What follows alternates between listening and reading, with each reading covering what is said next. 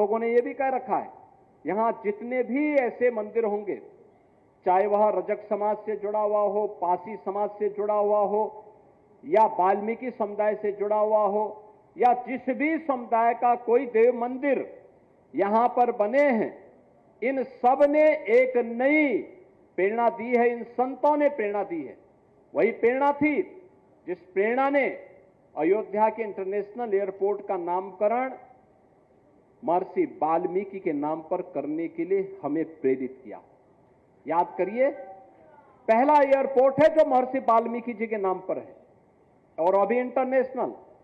आज से 8 वर्ष पहले कोई कल्पना करता था कि अयोध्या देश के अंदर एयर कनेक्टिविटी के साथ जुड़ेगा, वायु सेवा के साथ जुड़ेगा? एक कल्पना थी। हजारों वर्ष पहले भगवान राम पुष्पक विमान से आए होंगे, लेकिन हजारों वर्षों में, अन्य दिनों में छोड़ दीजिए, कम से कम आजादी के बाद ये 75 वर्ष तो आपको प्राप्त हुए थे ना।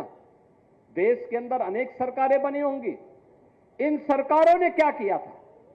नहीं किया। उनके पास फुर्सत नहीं थी, और जब फुर्सत नहीं थी इसलिए विकास नहीं करा पाए। अयोध्या में बिजली नहीं मिलती थी, पर्व और त्योहारों में सफाई नहीं होती थी, सुरक्षा की कोई व्यवस्था नहीं होती थी, एयर कनेक्टिविटी की बात तो दूर, रेलवे की भी सिंगल लाइन थी, और ट्रेन कभी एक ट्रेन आती थी। बस की कनेक्टिविटी बहुत कम थी। अयोध्या आने का मतलब लोग पूछते थे कि अयोध्या कहां है, कैसे जाना है। और आज देश को और दुनिया को अयोध्या का पता पूछने की आवश्यकता नहीं होती है।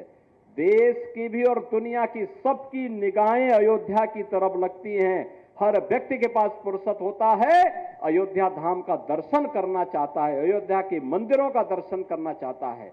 और इसीलिए तो अयोध्या सूर्य वंश की राजधानी ही नहीं थी, भगवान राम की राजधानी ही नहीं थी, बल्कि भगवान राम की जन्मभूमि होने के साथ साथ देश की पहली सोलर सिटी के रूप में भी आज देश के अंदर अपनी एक नई पहचान बना रहा है।